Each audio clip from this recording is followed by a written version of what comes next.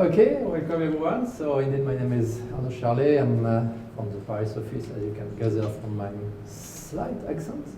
And I'm EDACOR's technical director, so I will today give you an overview of what has been happening at EDACOR in the technical area in many of our technologies and products.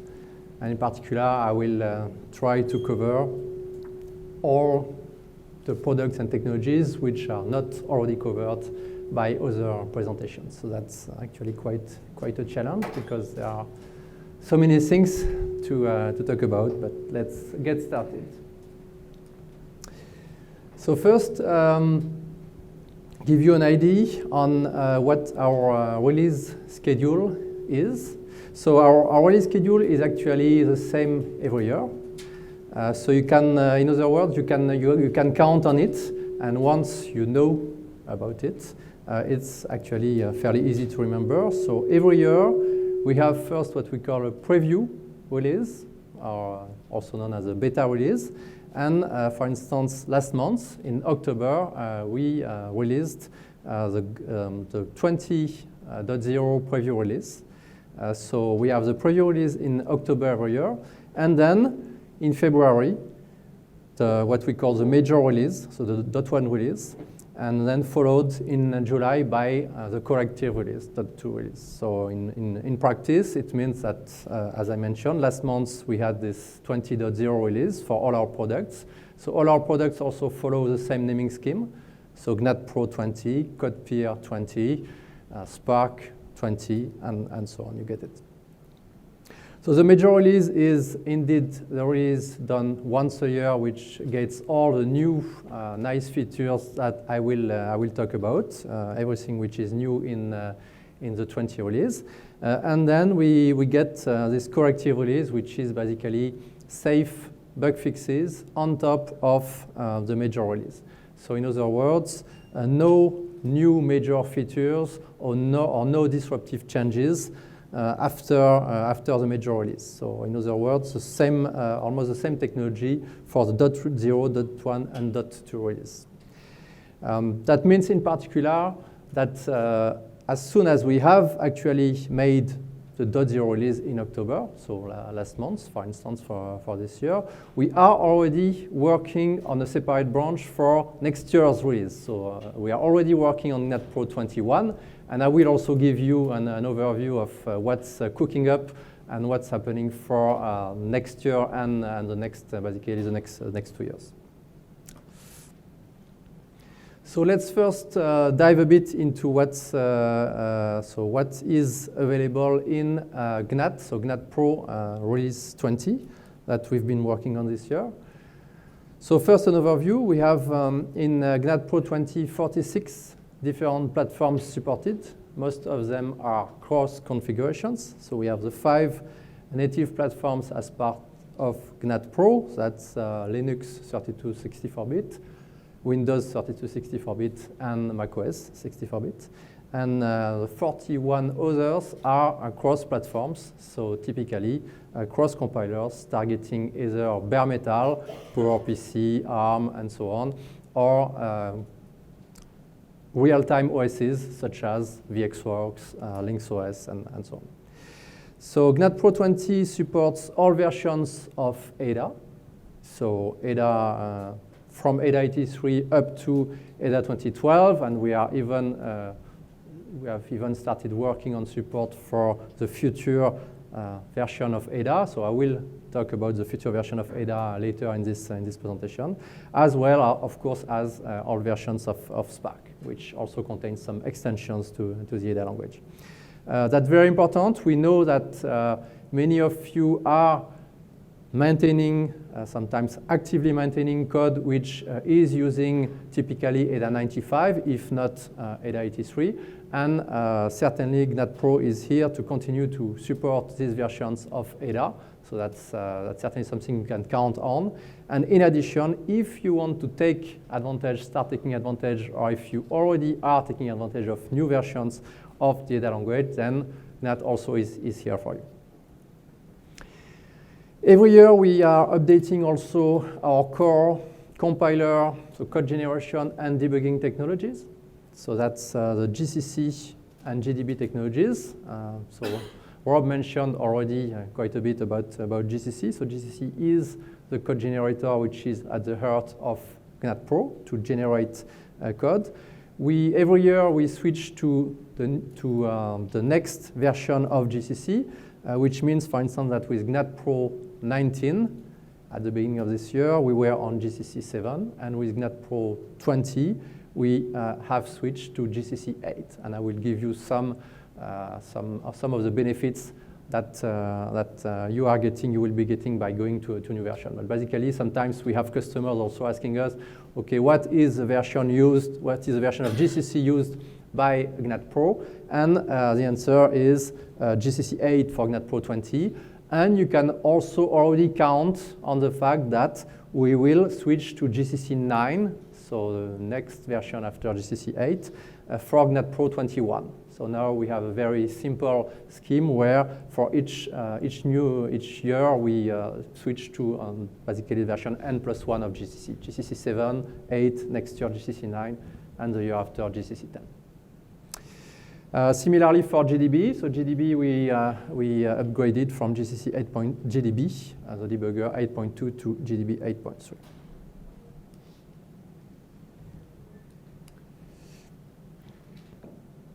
So in terms of new ports, so we have made a very large effort this year, in particular in order to support the latest version of VxWorks 7. So how many of you are using VxWorks in this room? Okay, a few.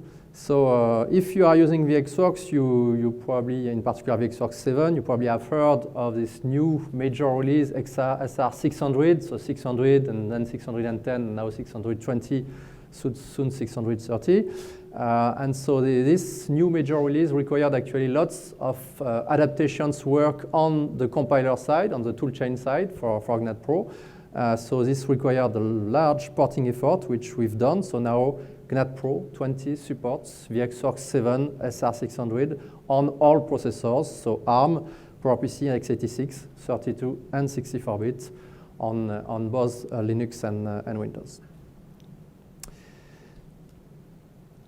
GNAT Pro C++, so Rob mentioned already a bit about C++, and Quentin tomorrow will actually tell you all about our C++ offering.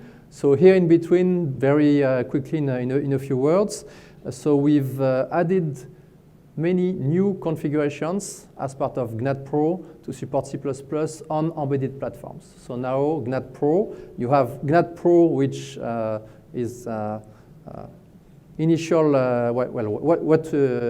typically when we talk about GNAT Pro, we mean GNAT Pro Ada, so support the Ada compiler as part of GNAT Pro. We also support C and C++. That's what we call GNAT Pro C and GNAT Pro C++.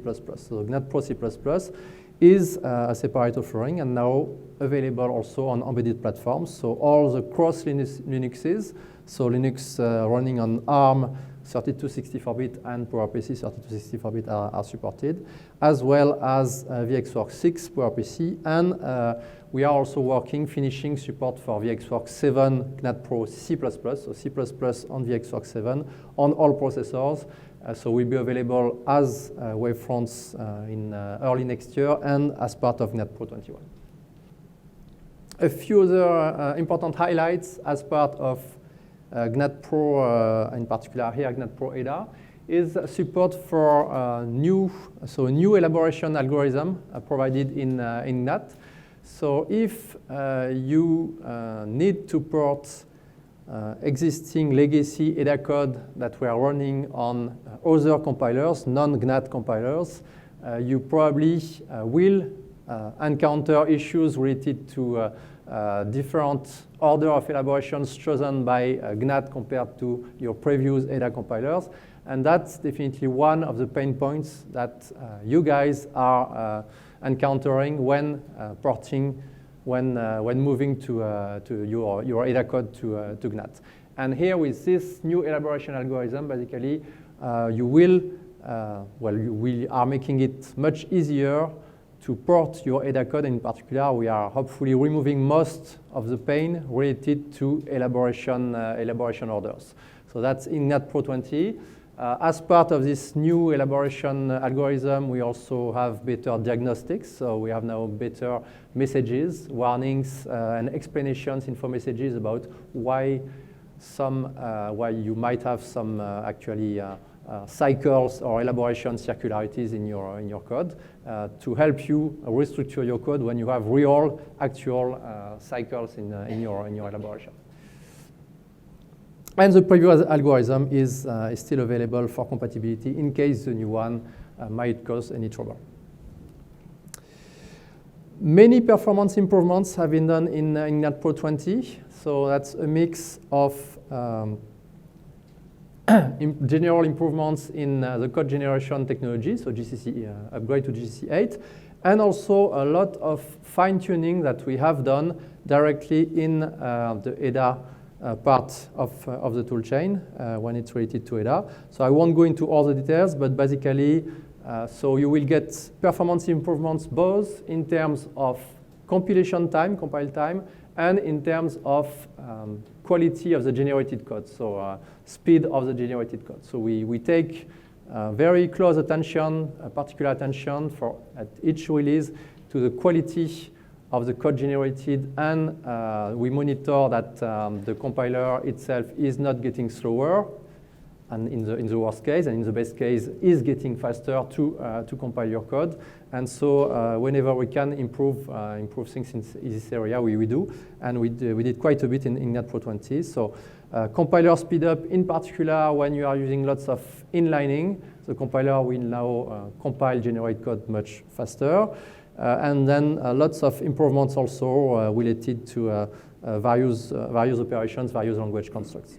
I won't go into all the details. If you have any specific questions, if you know about some pain points in your case in terms of performance of the generated code or compilation speed, we can also talk separately after this presentation.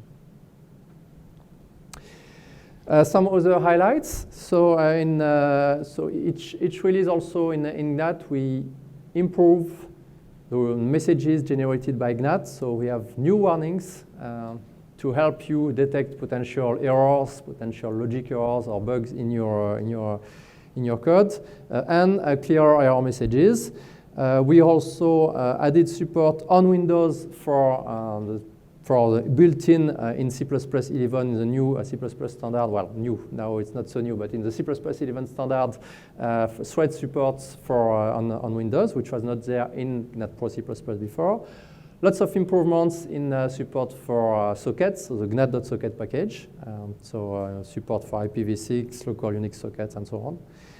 And a new switch, which we will actually use in some of our tools, but which is also available to you potentially. A GNAT R4J switch. So that's the GNAT R switch is basically provides you information about the data layout chosen by the compiler. So if you have records or arrays, you want to know what are the size of each field in your record, what are the alignment chosen by the compiler. The compiler makes this choice, will inform you about this choice so that you can double check, verify that indeed it's doing what you expected it to do. Now you can generate actually this information in a file, in a JSON file, so which is so easy to parse automatically. The previous format was basically meant for humans. And here this format, the JSON format, is available for post-processing by tools, basically. So in terms of integrated development environments, Rob mentioned it already. We have a newcomer in the GNAT Pro family, which is called GNAT Studio. So GNAT Studio is our new flagship IDE. As Rob hinted, GNAT Studio is actually, to start with, a renaming of GPS, the GNAT Programming Studio. We finally figured out that GPS might be a bit confusing to use as a name, so that's one of the reasons we renamed it. And another reason why we chose to do it this year, to do this renaming of GNAT Studio, is because of quite significant change in the underlying technology. So the user interface that you are familiar with in GPS remains very similar, remains basically the same in GNAT Studio. What is changing is behind the scene, we are now using a new protocol, which is called the Language Server Protocol, and has been designed by Microsoft, so the Microsoft Language Server Protocol, and is actually now used by many IDEs, so even outside of Microsoft itself. And basically, what problem does it solve? Well, on the left side, you can see that without Language Server Protocol, each IDE, like here GPS, and you have here Eclipse and other IDEs, need to have their own support for all the languages they want to support. So all the languages need to have support in all the IDEs in order to be able to edit source files, navigate in your source files, and so on. With the Language Server Protocol, the architecture changes radically, and now we have basically each IDE, GPS, Eclipse, Visual Code, and so on, who can actually talk to a language server. And this language server provides navigation capabilities, diagnostics, tooltips, formatting, pretty-printing, and so on. You have one language server available per language. So you have now one language server for Java, one language server for Ada, one language server for C, C++, and so on. And so because of this new architecture, you will get basically many interesting benefits. So before talking about the benefits, so the Ada language server itself, that's basically our implementation for Ada of the Language Server Protocol for Ada and Spark. It's based on libadalang. I will go back to that in a moment. So currently it provides all the requests related to navigation. So go to body, go to spec, find our references, displaying of tooltip information on entities. It will also, in the future, so after release 20, provide support for completion, formatting, diagnostics. And so it's available already in GNAT Studio 20. It's used transparently, so GNAT Studio uses it automatically. And we are working on finalizing integration in GNATBench. So GNATBench 20 does not include yet integrate with the Ada language server. GNATBench 21 will. And we also provide potentially extensions. So basically, this Ada language server also can be used in other IDEs, so outside of GNAT Studio and GNATBench. If you want to use other IDEs that support Language Server Protocol, then you will be able to take advantage of the Ada language server. So support for Ada, navigation, and sources in potentially any IDE that supports this Language Server Protocol. So some of the direct benefits for you, what does it mean compared to GPS 19, what we have in GNAT Studio 20? You will be able to navigate in your sources and have up-to-date navigation, cross-references information without having to compile your code. Before with GPS, you had to first compile and then get some navigation. Now, you don't need to compile, and you can even modify your sources, and on the fly, the language server will update information and will return up-to-date information. It also has a side effect. GNAT Studio will start up faster because it no longer needs to populate information about cross-references. It does it now on the fly. Better handling of navigation in Ada separate files if you use them. And as I mentioned, ability to develop in Ada with other IDEs. So that's really the main benefits.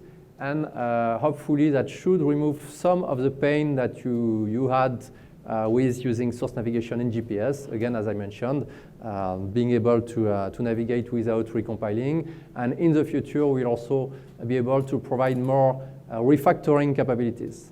Refactoring capabilities such as renaming of a subprogram, extracting a subprogram, these kind of things, which again required the ability to update and compute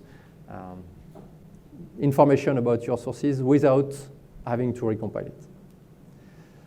So quickly, some other improvements in our IDEs. So in GNATBench, improvements regarding navigation, but on the current source navigation engine for large and complex projects. In particular, when you have many projects open in GNATBench, the navigation is now smoother and faster.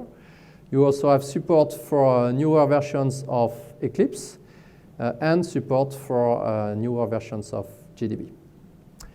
And GNAT Studio, so the new editor tooltips are based on the language server protocol with new fancy highlighting. So we've also reviewed all the contextual menus. So we've done a revamp and in some cases simplifications of the contextual menus in GNAT Studio 20. And also improvements on support for version control systems. In particular, support for ClearCase has been greatly improved in GNAT Studio 20. All right, so I mentioned a bit about libadalong, which we are using internally in particular, but not only for GNAT Studio for implementing the language server protocol. How many of you already have heard about libadalong? Okay, a few of you. Good. So for the other ones, and even for you as a reminder, so what is libadalong? Libadalong is a library which allows users to basically parse ADA source files and query information about ADA source files. And potentially not only query, but also modify and generate new modified instrumented ADA sources. So that's basically what libadalong is about. Libadalong is available as part of GNAT Pro. So that's not a separate add-on. That's part of GNAT Pro and has been available since beginning of this year. So GNAT Pro 19 was the first release where libadalong was made available to you. And now with GNAT Pro 20, we have made some nice improvements that I will go over. So libadalong provides both a low-level API, which basically gives you direct access to the abstract syntax tree of your ADA sources. So all the tokens in your tree, you have access to it, and you can do things, let's say, manually or at a low level. And libadalong also provides high-level APIs, such as information about type of an expression, type of a variable, the kind of node. Is it is it a function? Is it a variable? And manipulation, getting information about where is this function declared, what are all the calls to this subprogram, what are all the references to this variable, this subprogram, this package, in a programmatic way. So with GNAT Studio, you can do it interactively, and you get a graphical view of it. Here, you have a programmatic way, an API, which allows you to write your own tools around ADA. And the nice thing about libadalong is that it's multi-language in the sense that you can write your tools to parse ADA sources in many languages. So you can write your tools that use libadalong in ADA, of course, but also in C and in Python, and we are actually working on other languages potentially. So it's actually also easy to bind and add support for new languages in libadalong. But out of the box, without doing anything, you can write your tools again in ADA, in C, or in Python. Python being very useful, in particular when you want to quickly prototype something and quickly write a simple checker or a simple ADA analysis tool, let's say. All right. A few improvements in libadalong. So very quickly, I won't go into the details because we don't really have time. But again, if you have questions about libadalong, I'll be happy to discuss them separately. So that's an example of a checker here in libadalong, written in libadalong, and using Python, the Python API here. And here, that's a checker which basically checks that each variables are capitalized. Okay, so start with an uppercase. Fine. So that's a simple checker. And last year, that's how you would have written it. And this year, the same checker can now be written in basically half the space. So we have provided basically lots of additional boilerplate where you only have to concentrate on the core of the analyzer or the checker, and all the boilerplate about loading projects, looping over sources and so on is made much more much more easily now with libdalang 20. Improved cross-reference APIs. So again, won't go into the details, but basically more queries are available to get all the information about what are all the references, what are all the completion parts of entities, and so on. We've also added a fallback to be able to support sources in particular that might not fully compile. So libdalang is able also to parse EDA sources even if these sources do not compile, so do not fully compile. So either because there are syntax errors like here, or because there are semantic errors, like in this case, assigning an integer to a float that would not compile, but libdalang still will be able to get some useful information out of it and still give you information about the EDA tree, even though your EDA tree would actually not compile. That's very useful in particular in the context of IDEs. So again, integration in Ignat Studio, it's very important in IDEs. When you are interactively modifying your code might not yet be valid compile. And here, again, because libdalang has this support for this imprecise fallback, then IDEs such as Ignat Studio and potentially other tools will still be able to give useful information. A static evaluator, so this one is still in the early stages. We are working on completing it right now, but basically being able to compute the value of expressions, potentially complex expressions, but which provide statically results none at compile time. And here, for instance, with this complex example of definition of constants, a simple libdalang application will be able to give you the values actually 2, 187, and 3, which are the result of these three constants. Lots of new queries, high-level queries about information about kind of entities, properties of entities, and so on. And additional also documentation, in particular tutorials have been added for how to use libdalang in Ada, how to use libdalang in Python.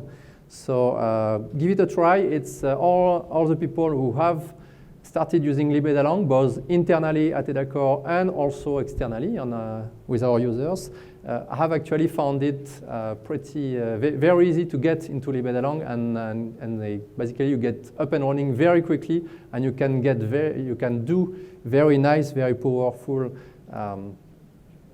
analysis of EDA code and transformation of EDA code with libdalang. All right, so going back to now our core GNAT tools, the tools in GNAT Pro.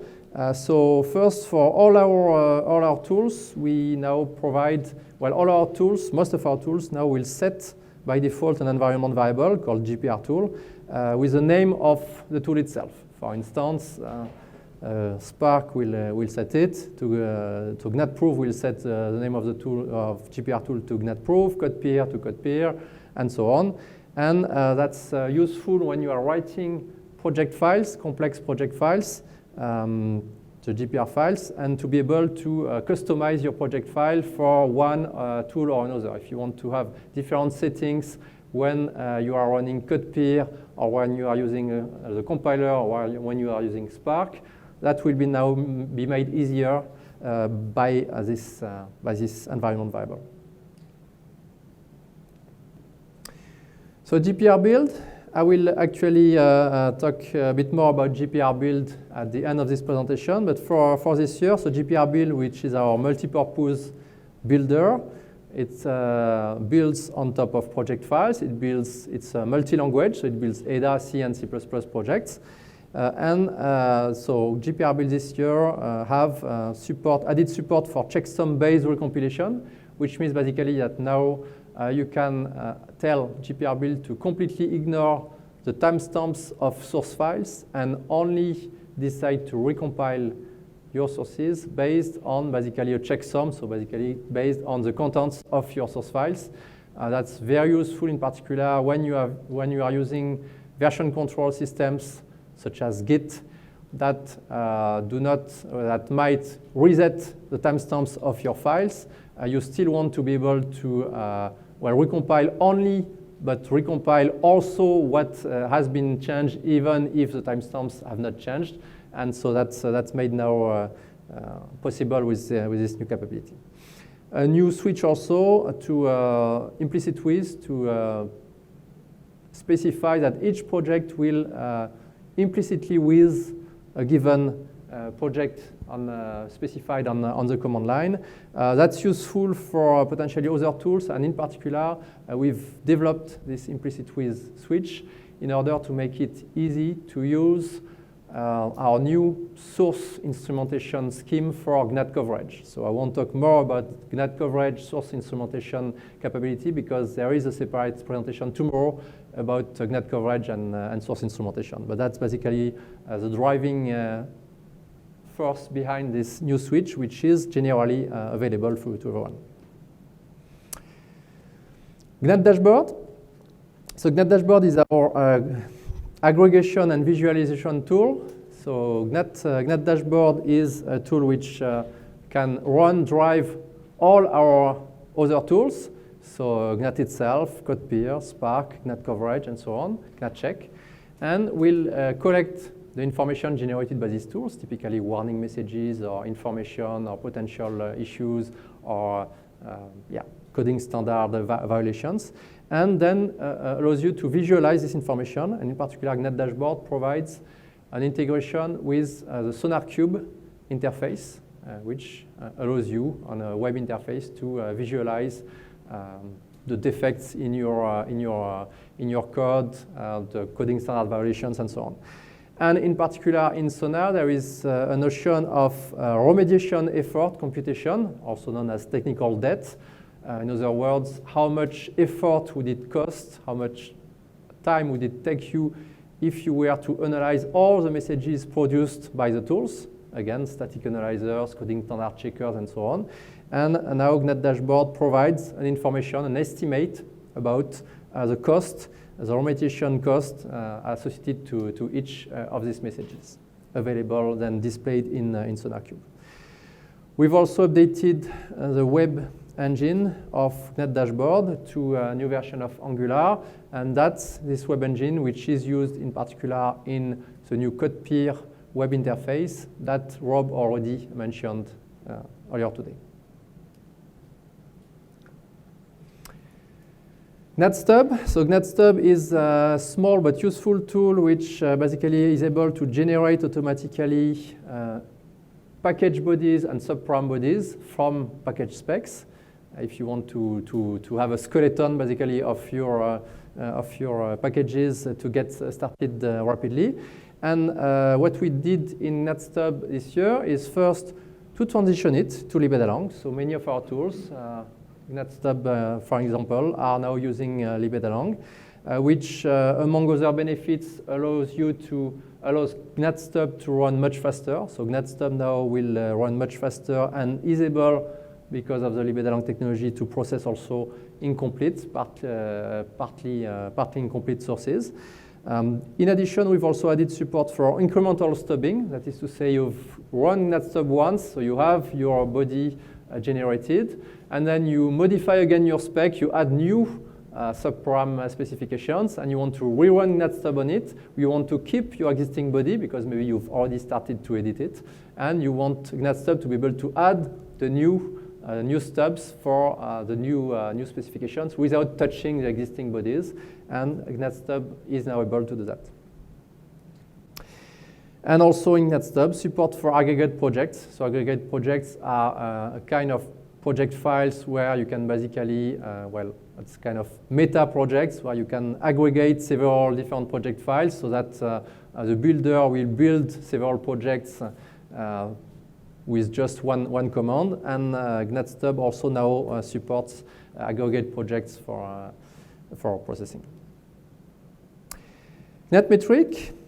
Another tool which also has been transitioned to libLelang this year. So GNAT-Metric is about computing metrics for ADA source code.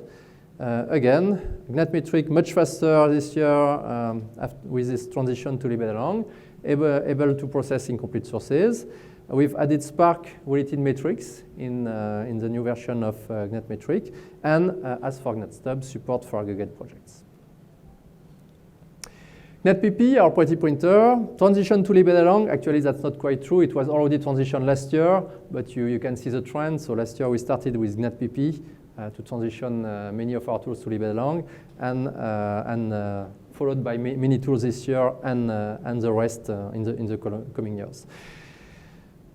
One of the benefits of transitioning to libLelang, apart again from running much faster, is that now we are able to support at least partly preprocessor directives. GNAT-PP up to the previous version was not able to pretty print ADA sources that had preprocessor directives, so that's not now possible. Again, support for aggregate projects added. Better layout, so pretty printing is a never-ending story. We always have a request from our customers, a reasonable request about improving the layout of the results of GNAT-PP pretty printing. So we've continued doing that. And new configuration switches, again, depending on your taste and how you want your sources to be pretty printed. GNAT-Test, unit testing framework generation. So GNAT-Test is able to generate a framework of tests for unit testing. So it won't generate the tests for you, but it will generate all the drivers, all the skeletons that make it easier for you to then test each of your packages and subprograms. We've added support for stubbing of private packages this year. General support for stubbing was already available previously. The generated test drivers now are ADA95 compatible. So we've made a few changes so that the generated the drivers generated by GNAT-Test now are no longer using ADA 2012 syntax, are using ADA95 syntax, which means that, again, if your project mandates the use of ADA95, you will be able to take advantage of GNAT-Test, and various small usability improvements.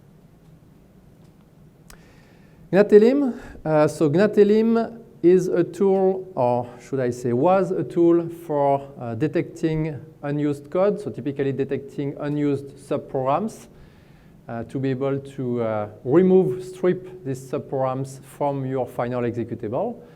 And GNAT-Elim actually in GNAT Pro 20 is removed and replaced by the GC sections switch. So there is a linker switch, which was already available on most platforms. So in particular on Linux native, on our cross platforms was already available. GC sections linker script was not available under Windows native platforms, and now it is. And that's the replacement of for GNAT-Elim on all our platforms. So now that we have support for GC sections everywhere, we've removed GNAT-Elim itself, which was basically a way to do the same thing that GC section did, but which was actually slower and harder to use. So the benefits of using GC sections are indeed easier to integrate in the build process. That's just basically a linker switch and a compiler switch to add. And it's faster to process and to generate smaller executables. GNAT-Check, our qualifiable coding standard checker.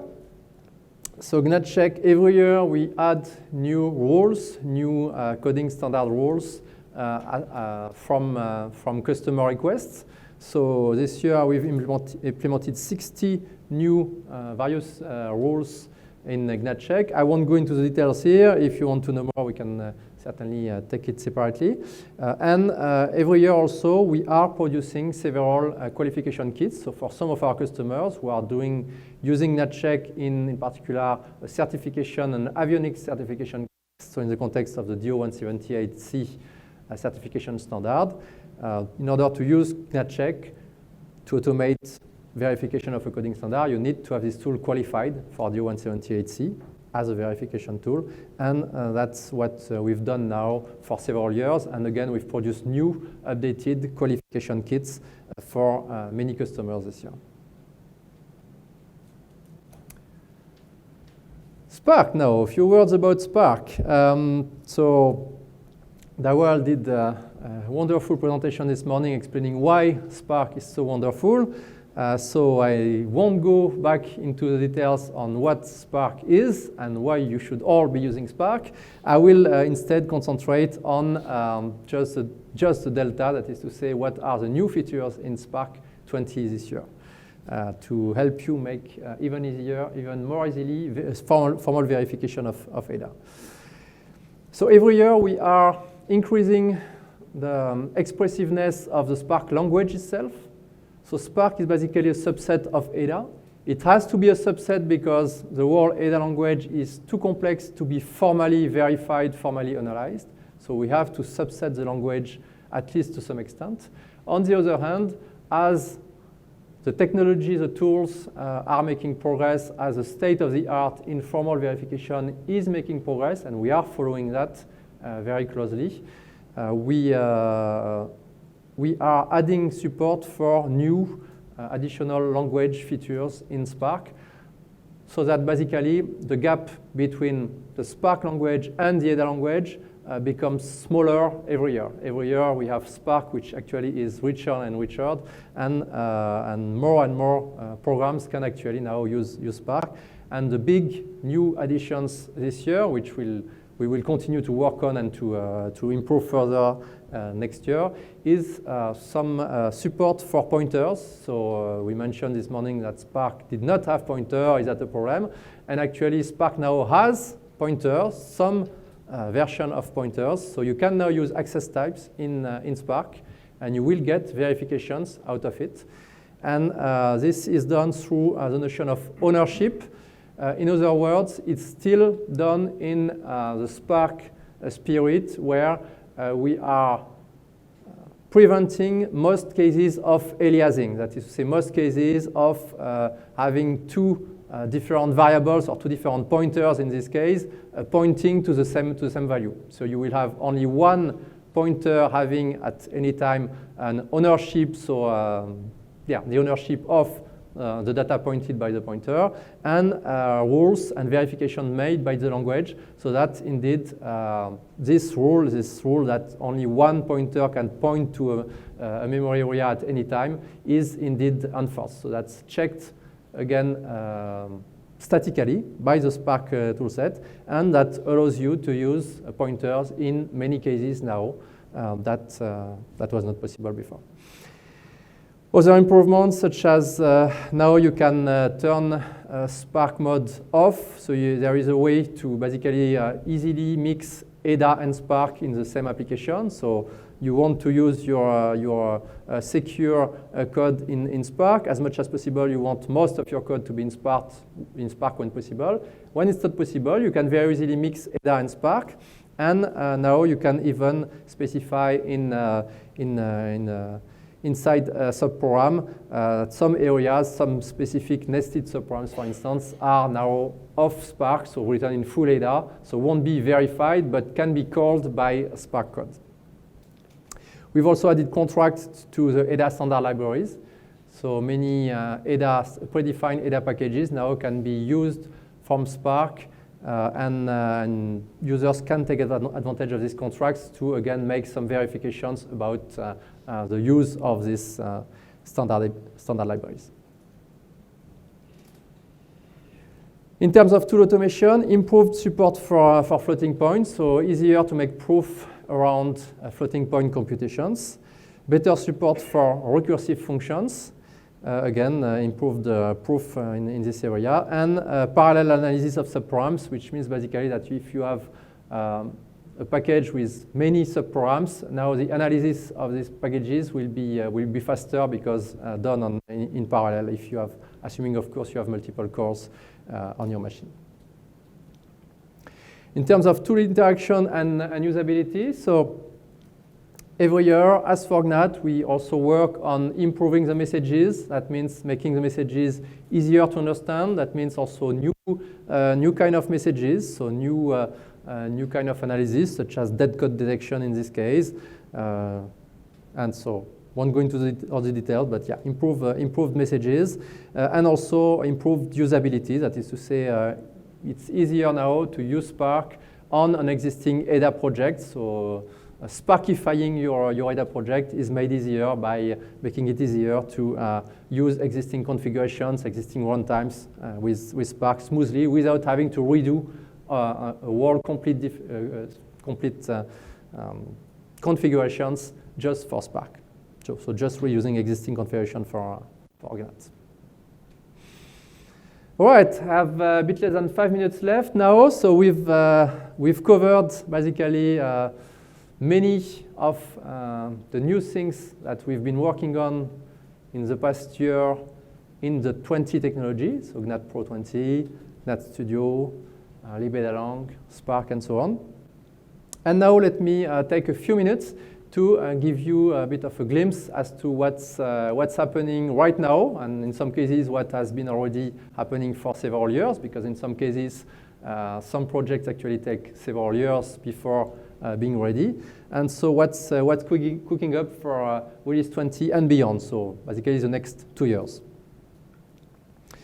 So first, one thing that we are working on and finalizing, which will be in GNAT Pro 21, all our GNAT Pro cross compilers and our tools will be 64 bits only. That is to say, they will run on Linux 64, Windows 64.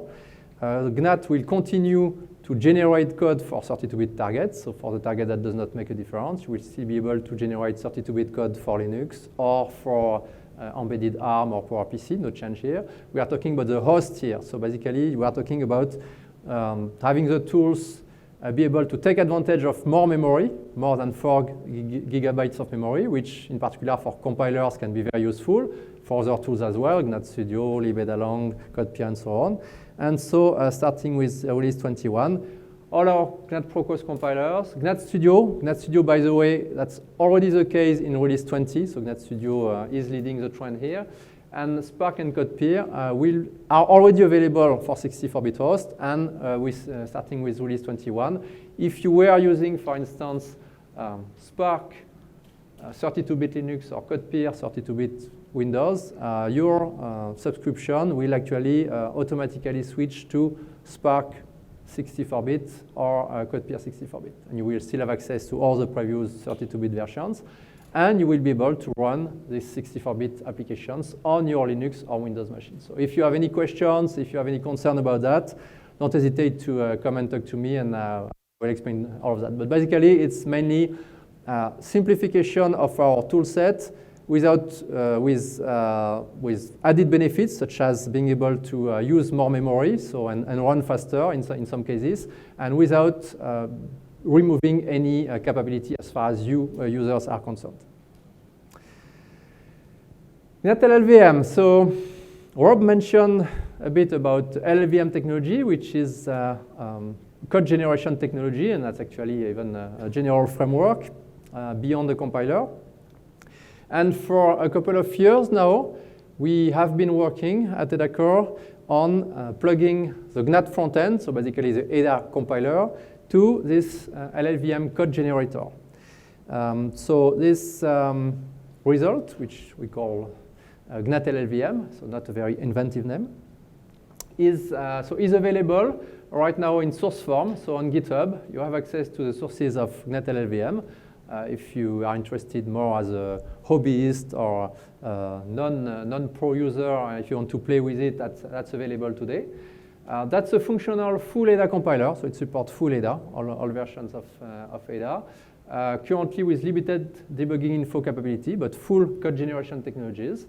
Currently, it's suitable for research projects. That's the current aim. So we are not planning and we are not replacing any existing GNAT Pro ports with GNAT LLVM right now. All our GNAT Pro ports are staying and will stay on GCC.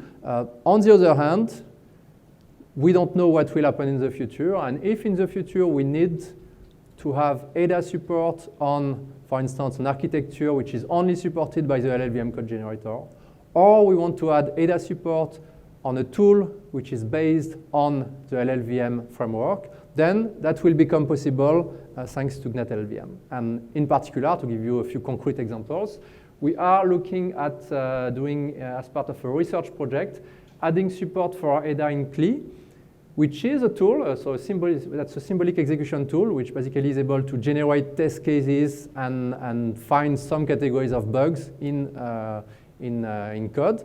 So LLVM CLI is currently based on the LLVM bitcode, which means that it can analyze currently C and to some extent C++, and we will work on extending it for support for ADA, and that's done possible because of this GNAT LLVM work.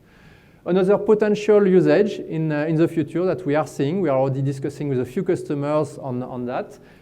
It could also be used, GNAT LLVM, as a way to address compiler diversity in certification. In certification, in some cases, you need to have redundancy and you need to have different compiler technologies, sometimes different programming languages, different processors to address diversity and to avoid multiplying the same bugs in the same technologies. And using GNAT LLVM could be a way to have compiler diversity, so have GCC, GNAT GCC on one side, and GNAT LLVM on the other side, to have compiler diversity and still stay with ADA on both sides of your diversity. So very quickly on the IDEs, as I mentioned, we will implement many remaining requests based on the language server protocol, so focusing on completion, pretty printing, on-the-fly pretty printing, using the ADA language server in NetBench 21. We will also use existing language servers to support other languages better in NetStudio, in particular to support C, C++, and other languages in NetStudio. We will use existing language servers for these languages in NetStudio 21. We are also working on transitioning all our plugins to Python 3. We are currently at Python 2. And we are also investigating another interesting protocol, the Microsoft Debug Adapter Protocol, which is, again, a generic protocol to be able to interact with the debugger. In the GPR technology, we are working on a major revamp of the GPR technology, and in particular, what we call libGPR2. So all our secondary GPR tools, so GPRLS, GPRName, GPRClean, GPRinstall, will all be transitioned to this new GPR2 technology. And afterwards, we will also start working on a new complete redesign of GPR build to make it more powerful, faster, easier to use, and that's for you. And our benefits will also be that it will be easier to maintain and enhance in the long term. If you have specific ideas, questions about GPR build or the GPR projects, again, today or tomorrow is a good time to discuss. ASYS, very quickly, so after GNAT Pro 20, ASYS will become standalone. That is to say, we will create a separate branch for ASYS. For you, that won't make a big difference. If you are not an ASYS user, that won't make any difference. If you are an ASYS user, that should make very little differences. It will just means that it will make it easier for us to maintain, on one side, the ASYS technology, on the other side, the compiler technology. Right now, the two technologies are shared, which is becoming a challenge. So other tools converted to libadalang, GNATTest, AWS, GNATCheck are being transitioned to libadalang. And finally, last but not least, so the ADA and Spark languages, we want ADA and Spark languages to evolve in an as open way as possible. And in particular, we need your input as ADA and Spark users on how you would like the languages to evolve. And so we've created this new platform. So that's an open platform available on GitHub where everyone can comment, can make suggestions on, okay, here is a feature that I am missing in the ADA language. Could it be added? How could it be added? Here is my idea on how to do it. And then various people can contribute. And then we take care of driving the discussion if needed, moving it forward if the idea seems promising. That's really a way for you to give directly your input on the evolution of the Spark and ADA languages. So I can only encourage you to go there and have a look. if you're interested. And talking of specifically Ada22X, so the next revision of the Ada language. So we are currently reviewing and refining the current state of Ada22X. And in particular, we are doing partly a review of the Ada22X features and prototyping of some of these features in order to refine them and making sure that the Ada22X language will be as useful as possible for you guys. So again, if you have feedback on the current Ada22X language, if you want to let us know that you would like to see some particular features in Ada22X that seem very important or very useful for you, now is a good time to do it. You can either open a ticket to tell us about your preferred Ada22X feature, or you can go to this site to also give your comments. Thank you.